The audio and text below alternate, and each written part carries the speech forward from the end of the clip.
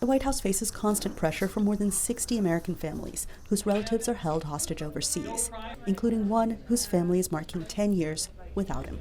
Austin Tice has been missing in Syria since August 2012. He's been missing longer than any other American journalist. Syria's government denies holding him, which the State Department refutes. State Department spokesman Ned Price. We believe, to this very day, that Syria still has the power to release Austin Tice. That is why we are calling on the Syrian regime to do just that. But hostage situations are rarely straightforward and often escalate to the highest levels of government. Earlier this year, President Joe Biden's administration oversaw a prisoner swap for the release of Trevor Reed, a former Marine held since 2019 in Russia. Last month, after basketball star Brittany Griner appeared in a Russian court on drug charges, the administration refined its hostage policy, allowing agencies to impose sanctions and visa bans on both state and non-state actors who are holding Americans. Those campaigning to free Tice welcomed these changes and are calling on Biden to act. The leader of the campaign told VOA that the Syrian government, in a 2020 meeting with U.S. officials, indicated they are seeking a reduction in U.S. troops in Syria, sanctions relief, and limited diplomatic engagement in Washington and Damascus. Bill McCarran heads the Free Austin Tice campaign and also leads the National Press Club of Washington, D.C. He spoke to VOA on Zoom. Now what needs to happen is an offer needs to be put on the table, and it is the United States that needs to do that. That is where the ball is right now. But those who have worked in the West Wing say patience is essential. Philip Bobbitt, now a law professor, was working at the White House on January 20th, 1981, as President Ronald Reagan was being sworn in and Iran's supreme leader released 52 U.S. hostages after 444 days.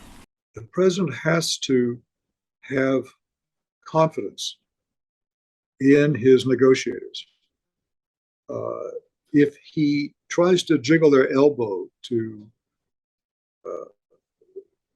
get the hostages back with more dramatic threats or with more dramatic concessions, he'll really, even if he succeeds in the instant case, make things more difficult for the United States when hostages are taken again in the future.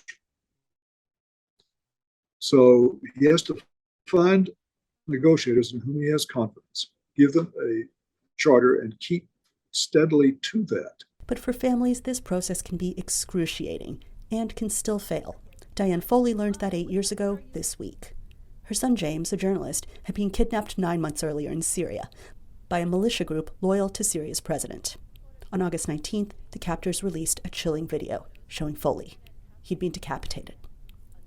Foley's mother said she welcomed the changes that have been made since. She spoke to VOA as she prepared to travel to Virginia for the sentencing of one of the men convicted in her son's kidnapping and murder. There's definitely been progress, Anita. I really feel there is. In 2015, the Hostage Recovery Fusion Cell was created, the Special Envoy, and the whole hostage enterprise. When Jim was in captivity, there was no such thing.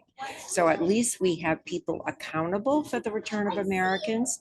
So there's definitely a heightened awareness at the highest levels of our government.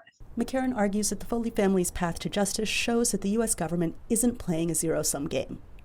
This is not a question of you can either get the hostage out or you can hold the person accountable by justice. You can do both things. You can do both things. And that's what I think the rigidity of the U.S. policy does not allow for.